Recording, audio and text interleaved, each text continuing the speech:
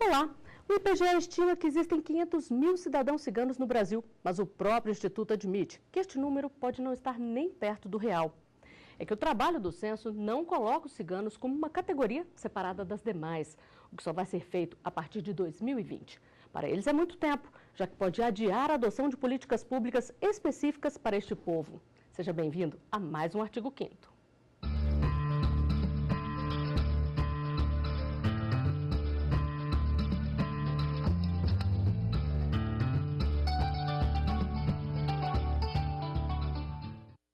Hoje vamos falar dos direitos dos brasileiros, em especial os ciganos.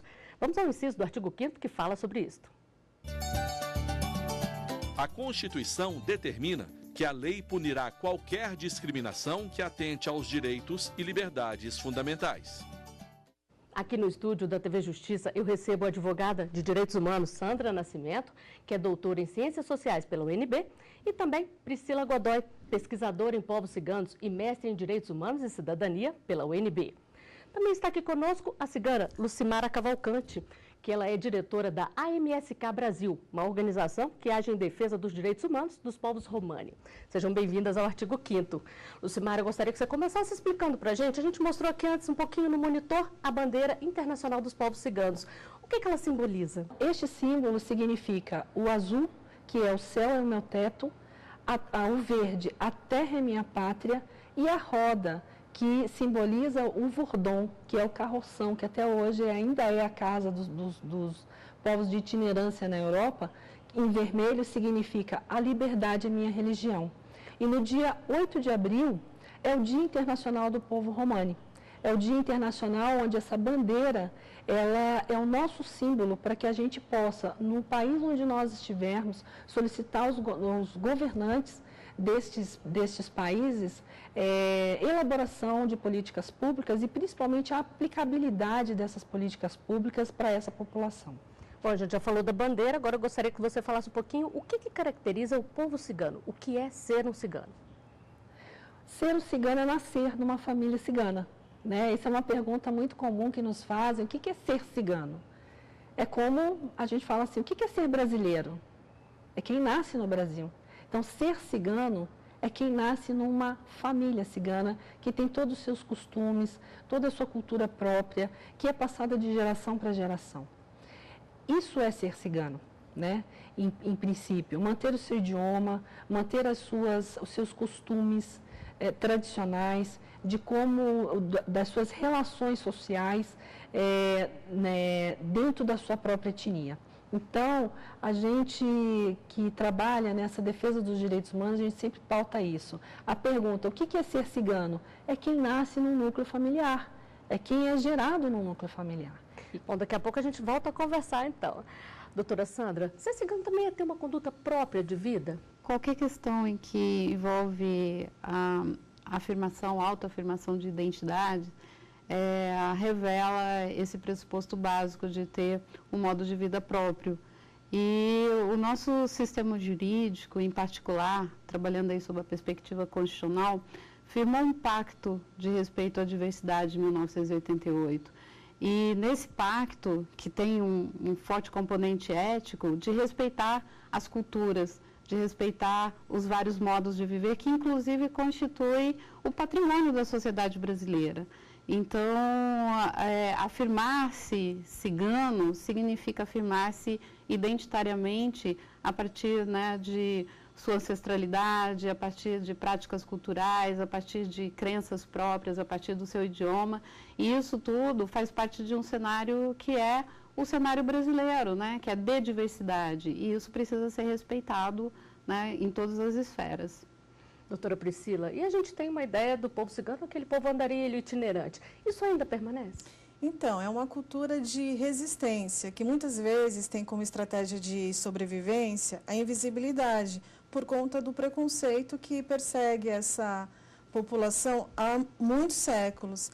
Então, o nomadismo, por muitas vezes, ele é uma estratégia de sobrevivência e invisibilidade. Mas também é uma forma, um estilo de vida. Muitos ciganos falam que o nomadismo está no sangue, mas nós não podemos desprezar que muitos desses ciganos são perseguidos e adotam como estratégia de sobrevivência a invisibilidade que se perfaz no nomadismo. Bom, e a gente já falou um pouco do que é ser cigano, mas como surgiu esse povo? Vamos assistir a uma reportagem que mostra este histórico. A notícia dos primeiros ciganos vem da Índia. Com o passar dos anos, eles se espalharam pela Europa, mas lá nunca foram bem aceitos. A má fama perdura até hoje. Na Europa, há uma perseguição muito mais franca, discriminatória, inclusive violenta, com morte, com assassinatos, com enfrentamentos diários. São tratados, às vezes, como indigentes, ou como marginais, ou como criminosos, né? E, na verdade, eles estão defendendo os seus grupos étnicos e a sua própria cultura. No Brasil, eles chegaram em meados de 1500, expulsos por um decreto dos governos de Portugal e da Espanha. Vieram muitos homens e de propósito, às vezes, eles afastavam os homens das mulheres ciganas, colocavam um numa cidade, outro em outras. Eles se misturaram, se casaram, constituíram família, se multiplicaram e a cultura cigana também sofreu uma primeira assimilação brasileira, né? Doutora Priscila, quais são as principais influências? Por onde os ciganos passam, eles absorvem a cultura local. São como seres antropofágicos, que é uma outra estratégia de sobrevivência também. Então, na verdade, eles acabam adquirindo um pouquinho da cultura de cada lugar. Sim. E passando a sua também. Sim, e passando a sua. Doutora Sandra, em relação aos direitos, os ciganos têm os seus direitos respeitados como devem? É importante ressaltar que existe muito desconhecimento sobre os povos e sobre a perspectiva da diversidade no Brasil. Então, é muito comum a gente encontrar uma série de referências, muitas vezes equivocadas, muitas vezes estigmatizantes, e ao longo, né, do processo histórico, nós vamos evidenciar a perspectiva da desintegração étnica forçada. Então, se a gente pensar assim, eles foram expulsos de Portugal, não é tão simples assim, foram expulsos. Na verdade, fazia parte de um projeto de dominação cultural, da qual os portugueses nos deixaram esse legado nefasto, né, em relação a tudo que é o diferente, em relação ao Ocidente, em relação ao europeu, em relação ao branco. Os povos indígenas, assim como o povo cigano, constituem a base, né, cultural da sociedade brasileira, mas isso não significa que eles se diluíram, né, com os ciganos, com o povo negro, com os europeus, porque a gente vai verificar que essa dimensão de identitária, ela permanece e ela é resgatada, e principalmente a partir de 88, quando a gente vê essa abertura em relação a reivindicar os espaços, os lugares de sujeito de direitos dentro da sociedade nacional, de grupos, de núcleos familiares antes, né, excluídos. A invisibilidade é, na verdade, uma estratégia de sobrevivência e de resistência, mas ela também faz parte desse projeto de dominação de poder cultural que legou todos os grupos, né, diferenciados à marginalidade dentro da sociedade nacional. Então, a gente falar de direitos considerar que existe um processo, né, que negou, que ocultou, que invisibilizou e intencionalmente mantém o povo cigano sob a ótica estigmatizante. E aí você vai pensar, quem é o povo cigano, quem são essas pessoas, para dizer que não são pessoas humanas? Quais direitos eles têm? Todos os direitos de qualquer pessoa humana em razão da sua condição de ser pessoa humana. Então, o que o movimento hoje faz, os movimentos, né, organizados em relação a essa afirmação identitária têm feito, é resgatar a sua posição enquanto sujeito de direitos, mas não dizer-se agora titulares de direitos. Sempre foram, mas foram negados, foram negligenciados, né, foram estigmatizados. Então, nós vamos chamar a Lucimara novamente aqui, que ela quer comentar um pouquinho do que ela ouviu. Pode falar, Lucimara. Sim, em relação a essa questão de que os ciganos, quando aqui chegaram, eles vieram deportados de Portugal já pelo simples fato de serem ciganos. Essa era a pena deles. E realmente, desde 1549, que são as cartas que já tem de Portugal, dizendo que a primeira família que teve aqui no Brasil, a chegada já pelas galéias, O que acontece? Eles chegavam aqui, viam que tinham oportunidade de sair, eles pegavam um cavalo, faziam sua carroça e saíam. Uma coisa que a história não conta, em relação aos seus direitos, e isso foi banido da história do nosso país, até dos nossos livros de história, é que aqueles mercadores brancos que ajudavam os quilombos eram os ciganos. E isso também foi banido da história. Né? Quer dizer, é importante ressaltar que o cigano faz parte da nossa história. Não, né? o cigano ele sempre fez parte do processo organizativo do nosso país e foi desconsiderado. E somente agora, a partir da Constituição de 88, e eu diria que o grande marco legal dos seus direitos foi justamente quando a própria população Rom falou, eu não quero que ninguém conte a minha história, eu vou começar a contar. E passaram, então, a ocupar os espaços, assim como eu estou hoje aqui, falando com vocês sobre essa história, que é a história esquecida, né, dos ciganos no país. Apenas quero ressaltar que uma população que aqui chegou, desbravou, sim, todo o território, até mesmo porque para fugir daqueles senhores que o escravizavam, né? E é isso a história conta. Então, esses são os documentos que hoje não estão aqui no Arquivo Nacional do Brasil, no nosso país. Estão no Arquivo Nacional de Portugal. E merece o quê? Todo um levantamento. Existe uma pesquisadora de Portugal, a Elisa Costa, uma socióloga, que fez todo um levantamento dessa parte da deportação de 1549 até ao término do Império. Né? Bom, nós vamos continuar contando essa história no segundo bloco, porque antes a gente vai a um rápido intervalo. O artigo 5º volta já.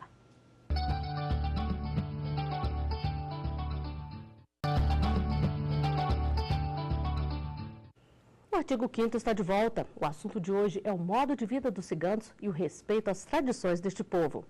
Aqui no estúdio eu converso com Priscila Godoy, pesquisadora em povos ciganos e mestre em Direitos Humanos e Cidadania pela UNB, e com Sandra Nascimento, advogada de Direitos Humanos.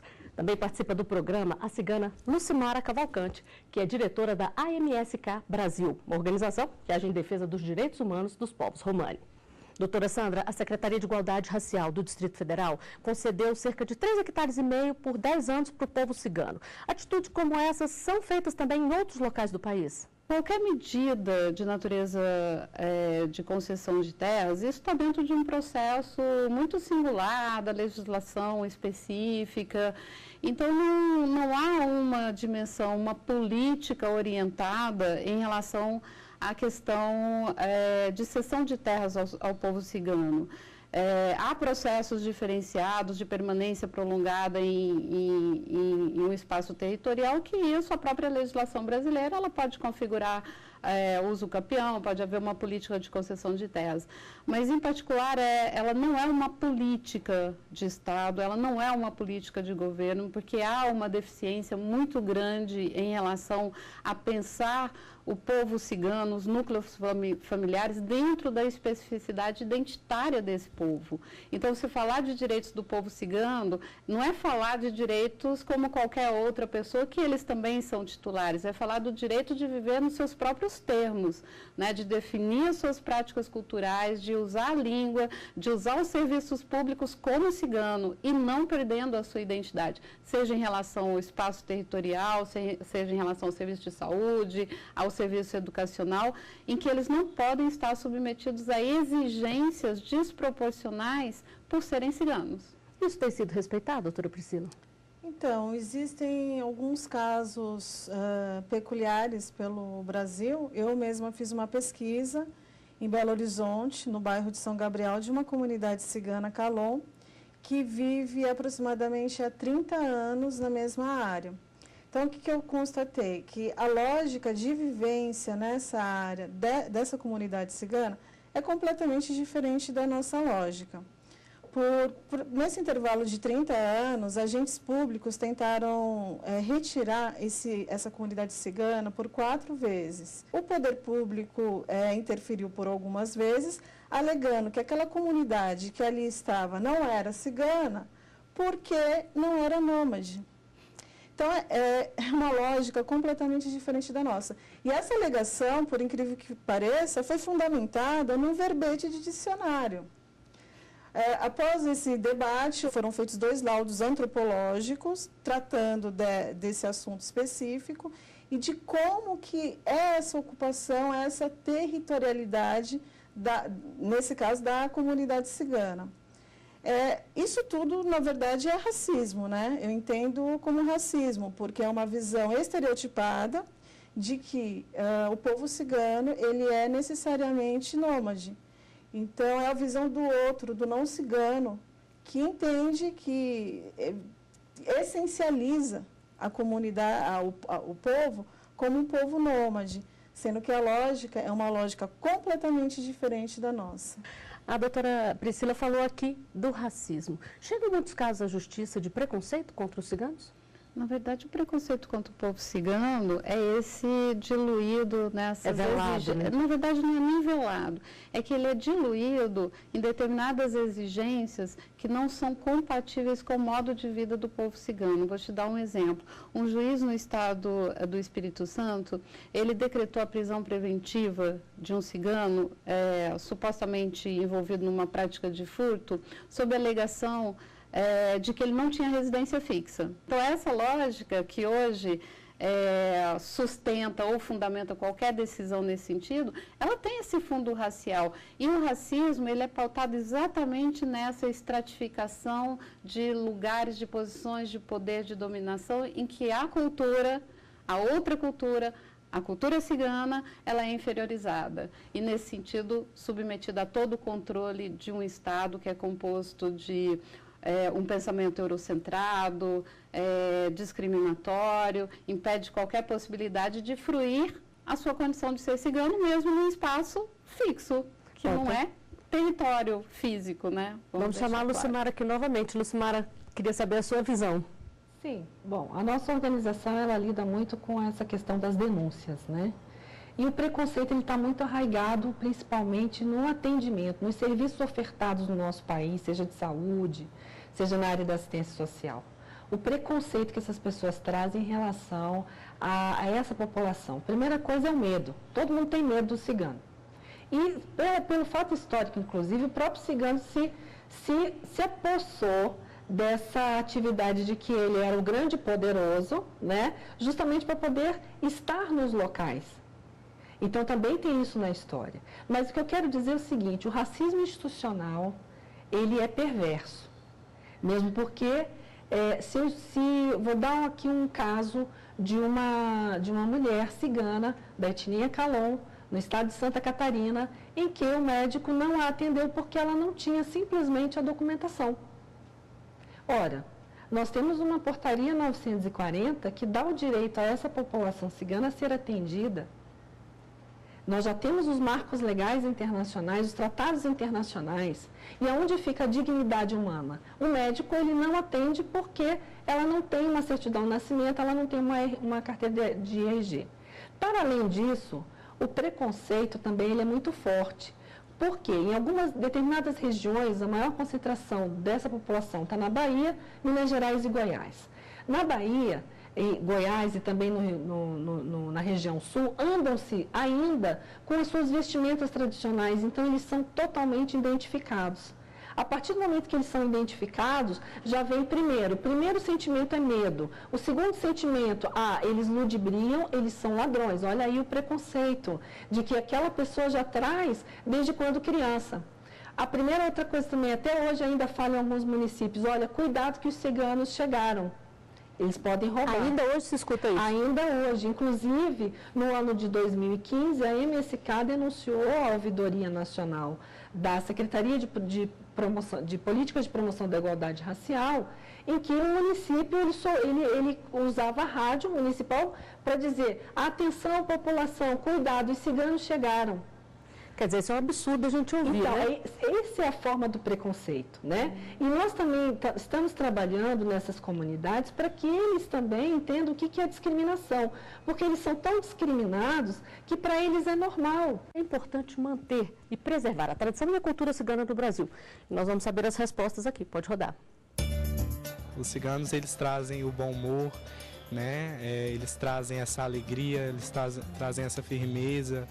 E acho que eles têm muito a nos ensinar, né? Toda a expressão cultural, ela é digna dessa atenção, dessa conservação, desse cuidado das pessoas com essa cultura. A cultura, ela ela diz tudo sobre um povo, então sem a cultura não tem muito sentido. A gente sabe que os povos ciganos eles sofrem opressão, assim como os indígenas. Então é importante a gente conservar e, além disso, apoiá-los nessa luta de permanecer cultivando essa cultura. A sociedade, no geral, tem grande dificuldade de respeitar o que é culturalmente diferente. O como acontece com os povos indígenas, com as comunidades tradicionais e como acontece muito com os povos ciganos, que muitas vezes sofrem muitos preconceitos.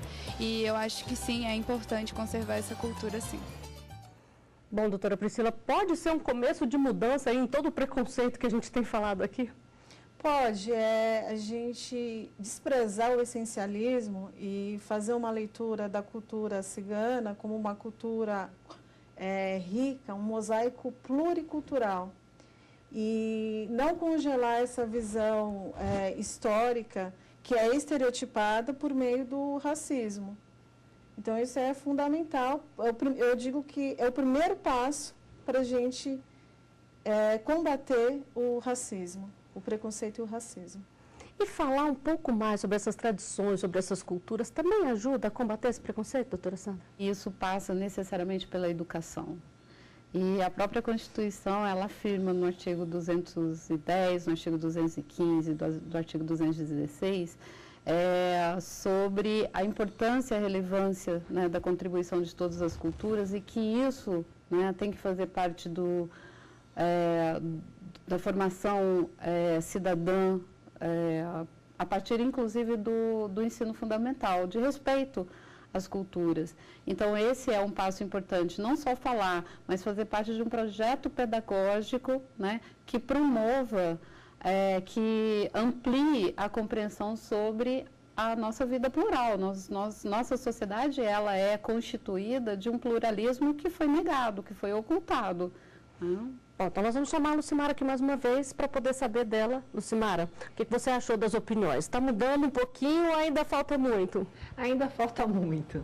Concordo muito bem em relação ao que a professora Sandra falou, a professora Priscila também disse, educar. E aí eu cito como exemplo lá uma escola do município de Itumbiara, em que as educadoras de lá fizeram exatamente isso. Identificaram aquelas crianças que moravam em tendas, em acampamento cigano, e fizeram toda uma dinâmica didático-pedagógica com os demais alunos da escola. Isso foi muito bonito. E nós pautamos essa experiência, outra experiência também no município de Jacobina, na Bahia, em que os próprios alunos ciganos fazem toda uma parte dessa pedagogia. Então, assim, a gente vai quebrando esses preconceitos, vai dando entendimento a essa população, dando entendimento principalmente a essas crianças, de que o nosso país ele tem uma diversidade cultural muito ampla, né? E que a gente tem que ter respeito pelo ser humano, em primeiro lugar. Independente se ele mora numa tenda ou se ele mora numa oca. A MSK fez um projeto que já ganhou o Prêmio Nacional de Educação em Direitos Humanos, que é o projeto Kalinka, que se diz Ciganos na minha escola, uma história invisível, que tem toda uma didática pedagógica justamente para preparar aquelas crianças para dizer, existe um povo que está invisibilizado. A educação é importante para que a gente possa diminuir o preconceito, para que de fato então a gente tenha o atendimento adequado a essas necessidades dessa população no Brasil. Bom, bons exemplos a gente viu aí, que ela mesma falou que tem, né? É só seguir, né, doutora Sandra? As práticas culturais, né, elas são aprendidas. Né? Então, você tem o cotidiano. Então, se a gente não convive com crianças ciganas, se a gente não convive com ciganos, eles não existem nas nossas relações sociais. E isso é, né, o marco do racismo. A gente tem uma sociedade completamente apartada. Indígenas, ciganos, enfim, né? Bom, espero que a gente tenha feito aqui a nossa parte para poder esclarecer um pouquinho o que é a cultura cigana. O artigo 5º de hoje está chegando ao final. Doutora Priscila, doutora Sandra, eu agradeço muito a presença de vocês aqui. Vou chamar a Lucimara só para a gente agradecer também a presença dela. Muito obrigada por ter participado do nosso programa. Agradeço também a MSK, ela agradece e deixo aqui o nosso sítio, que é o www.amsk.org.br, onde tem vários estudos e pesquisas e vocês podem acompanhar todas as nossas ações de defesa dos direitos fundamentais dessa população brasileira de etnia romani do nosso país. Muito obrigada mais uma vez. E eu agradeço também pela sua companhia. Se quiser rever este programa, é só acessar tvjustiça.jus.br. O e-mail para contato é artigo5@stf.jus.br. Até o próximo programa. Aqui tem Cidadania.